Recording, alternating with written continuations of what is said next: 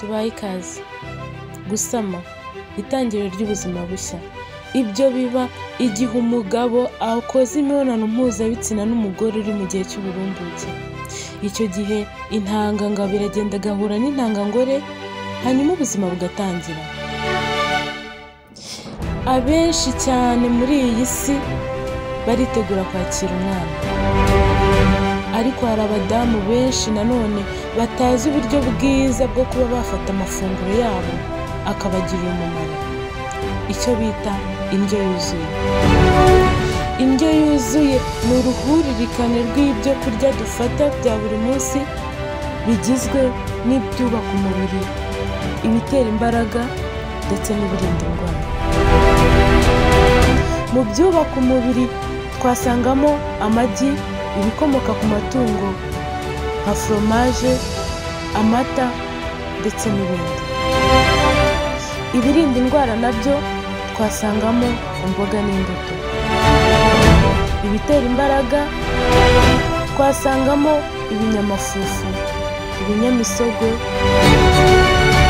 Ubushakashatsi buvuga ko umudamu utwite ugeze mu gihembwe cya 2 n'icya 3 agomba gufata nibura hagati y'amakarori 400 na 500 ku munsi. Uyu munsi tugiye kubagezaho ibyo kurya umudamu utwite agomba kwitaho mu gihe cyo gutwita kwe, kugira ngo bibashe kugirira akamaro ubwe ndetse n'umwana atwite. Ni mu kanya. Ubushakashatsi bugiye butandukanye bwagaragaje ibyo kurya umudamu utwite agomba kwitaho ku munsi, nk'uko twabivuze haruguru. Ibyo byo kurya umudamu utwite agomba kwitaho ku munsi harimo ibikomoka ku matungo, twavuga nka foromaje, yawurute, amata ndetse n'ibindi. Ibi byo kurya bikomoka ku matungo bishobora gufasha umudamu utwite kongera poroteyine mu mubiri, kalisiyumu ndetse n'ibindi byatuma umwana abasha gukura neza mu nda, n'umudamu agahorana imbaraga. Ibi byo kurya bikomoka ku matungo kandi ubushakashatsi bwagaragaje ko umudamu agomba kubifata ku kigero cyiza, kuko iyo arengeje urugero ashobora kugira ikibazo cy'umutima ndetse n'umubyibuho ukabije. Ibyo bigatuma umwana atavuka neza ndetse n'umudamu agahora afite ikibazo mu mubiri. Niba uri umudamu utwite ukaba wifuza kugira ubuzima bwiza, ugomba kwita ku gufata ibi byo kurya bikomoka ku matungo ariko ku kigero kiri hasi. Ibindi byo kurya ubushakashatsi bwerekanye ko umudamu utwite agomba kwitaho ni amagi. Amagi ni icyo kurya cyiza gikungahaye kuri vitamine na poroteyine ndetse n'imyunyungugu. Amagi afite vitamine C, vitamine B6, akagira imyunyungugu, manyeziyamu, ayironi ndetse n'ibindi. Ibi bishobora gutuma umwana avuka ameze neza ndetse nawe mubyeyi mu gihe cyo gutwita kwawe ukaba ufite imbaraga, amagufa yawe akomeye. Ubushakashatsi bwerekanye ko niba uri umubyeyi utwite byaba byiza utarengeje amagi 2 ku munsi, kuko iyo ufashe amagi ku kigero kiri hejuru ushobora kugira indwara y'umutima, cholesterol mbi zikazamuka mu mubiri wawe, ukagira ikibazo cyo kugugara mu nda ndetse ukagira n'ikibazo cyo kurwara ibiheri bya hato na hato.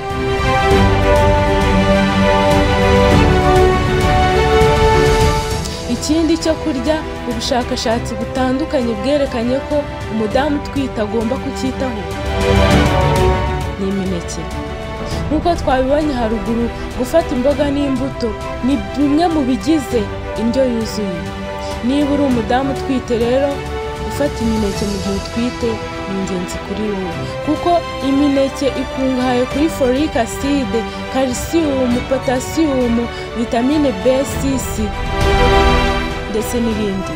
Ibyo bikaba byagufasha kutagira ikibazo cyo kugira uburwayi bwa mu gitondo aribyo bita morning sickness ku badamu bari mu gihembwe cya mbere cyo gutwita kwabo. Ubushakashatsi bwerekanye ko byaba byiza niba uri umudamu utwite utarengeje imineke 4 ku munsi, kuko ibyo nubikora ugafata imineke iri ku kigero cyo hejuru ushobora kugira ikibazo cyo kwiyongera kw'ibiro, ukiyongera isukari mu mubiri wawe ukiyongera. Niba uri umudamu utwite ni byiza gufata imineke ariko ukayifata ku kigero kiri hasi. Ikindi cyo kurya ubushakashatsi butandukanye bwerekanye ko ari cyiza ku mudamu utwite ni ibijumba. Ibijumba bikungahaye kuri beta carotine, vitamine A, bituma uturemangingo tw'umwana uri mu nda tubasha gukura neza. Ikindi kandi ibijumba bishobora gutuma umwana avuka afite ubudahangarwa, akaba yabasha guhangana n'indwara zitandukanye.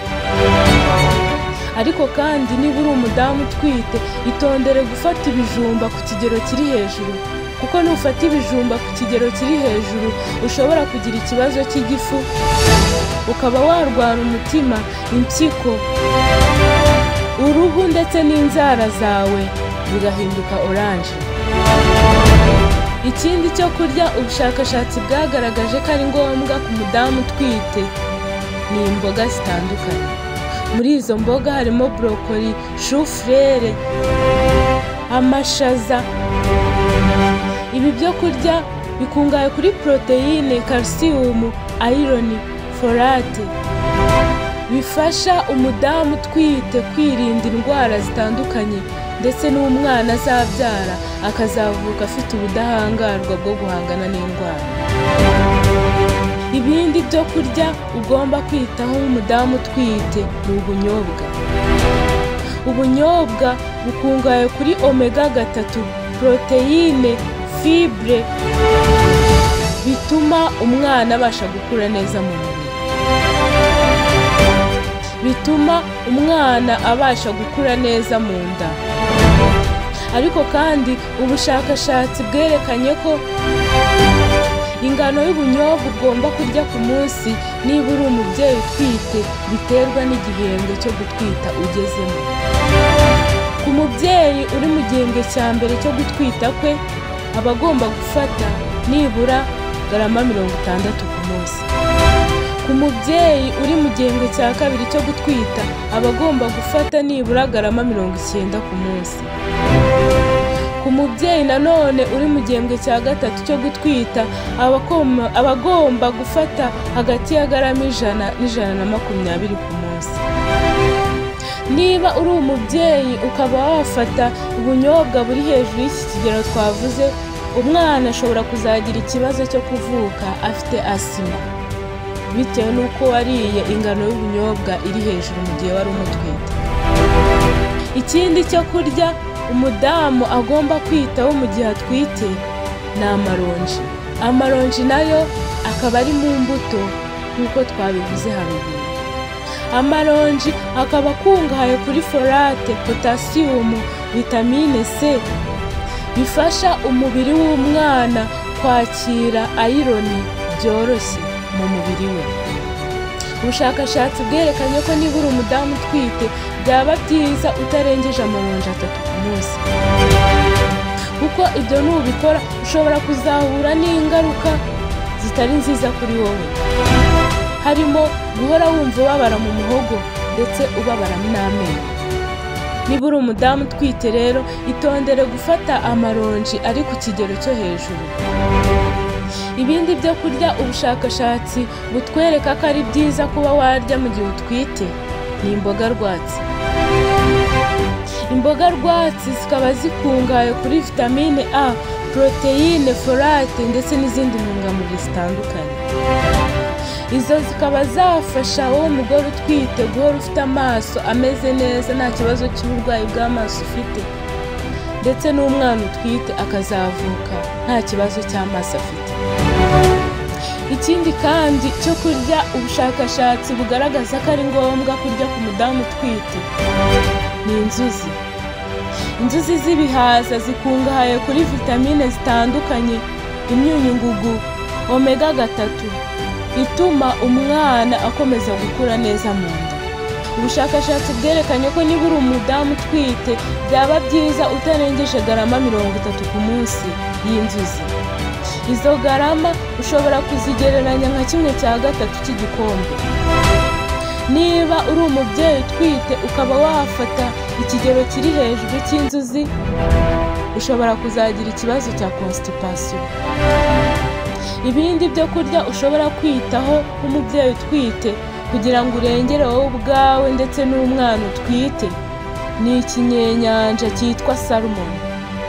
Iyo salmon ikaba ikungahaye kuri omega 3 bizafasha ubwonko bw'umwana utwite kwirema neza kandi mu gihe gito. Ikindi kandi iyo salmon ikaba ikungahaye kuri vitamine D izafasha amagufa y'umwana gukomera. Wowe mudamu utwite rero, ibyo ni ibintu ibyo kurya ushobora kwitaho mu gihe utwite ukaba wabasha kugira ubuzima bwiza ndetse no ku mwana utwite akabasha kuba yavuka ameze neza. Ikindi twababwira kandi, niba uri umudamu utwite ugomba kwita ku ifunguro ryawe rya buri munsi. Isahani yawe ikaba igizwe na 1/2. 1/2 cy'isahani yawe akaba ari imboga n'imbuto. Ikindi 1/2 gisigaye ukakigabanyamo inyama n'ibikomoka ku matungo, ibinyamisogwe n'ibinyamafufu. Ibyo nubikora gutyo uzagumana ubuzima bwiza ndetse n'umwana wawe avuke afite ubuzima buzira umuze. Nubwo kandi twavuze ibyo kurya ugomba kurya mu gihe utwite, ntabwo twakwirengagiza n'ibindi byo kurya utagomba na gato kurya mu gihe utwite, kuko bishobora kukugiraho ingaruka kuri wowe ndetse no ku mwana utwite. Ni mu kanya tugiye kubabwira urutonde rw'ibyo kunywa n'ibyo kurya 10 umugore utwite agomba kwirinda mu gihe atwite kugira ngo arengere ubuzima bwe ndetse no kubw'umwana utwite. Icyo kurya cya mbere ni amafi adahiye neza. Ayo mafi adahiye neza twavugamo nka shellfish.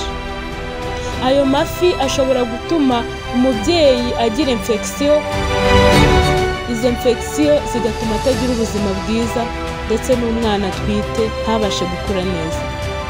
Ikindi cyo kurya cya kabiri ni amafi yitwa mercury. Ayo mafi yitwa mercury akaba afite uburozi bwangiza systeme nerve, bukangiza impyiko ndetse n'ubwirinzi bw'umubiri bukagabanuka. Ayo mafi yitwa mercury twavugamo nka king mackerel, shark ndetse na tuna yitwa bigay.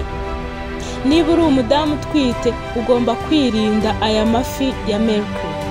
Nkuko twabibonye haruguru, kurya amafi ni byiza ku mudamu utwite, ariko byaba byiza yibanze kuri aya mafi akirira tilapia, salmon, cod na haddock, kuko aya mafi afite urugero ruri hasi rwa mercury. Iki cyo kurya cya gatatu umugore agomba kwirinda mu gihe atwite ni amagi mabisi. Aya magi mabisi akaba afite bagiteri yitwa salmonella. Iyi bagiteri ishobora gutera umubyeyi utwite kugira umuriro, kuruka, kugira isereri, kubabara mu nda, kugira diyare, ndetse akaba yababara no muri iterisi, byamukurizamo kubyara umwana utagejeje igihe cyangwa se inda ikaba yavamo. Ikindi cyo kurya cya kane ubushakashatsi bwerekanye ko atari byiza kurya mu gihe utwite ni inyama zidahiye ndetse n'inyama zo mu nganda.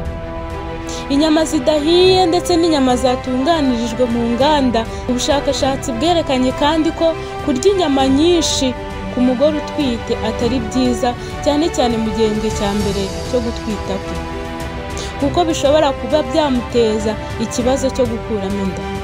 Niba uri umubyeyi utwite rero, irinde kurya inyama nyinshi zirengeje urugero. Ubushakashatsi bwerekanye kandi ko kunywa ikawa atari byiza na gato ku mubyeyi utwite, kuko kunywa ikawa mu gihe utwite bishobora gutuma ubyara umwana adafite ibiro bikwiye. Niba kandi uri umubyeyi utwite ukaba wumva utabasha kwihanganira kutabona ikawa, nibura fata munsi y'amagarama 200 kandi bitari ibya buri munsi. Ku mubyeyi utwite ni ngombwa kwirinda ikawa. Ikindi cyo kurya, ubushakashatsi bwagaragaje ko atari byiza kukirya mu gihe utwite ni imboga n'imbuto bidahatwa kandi bitozwa.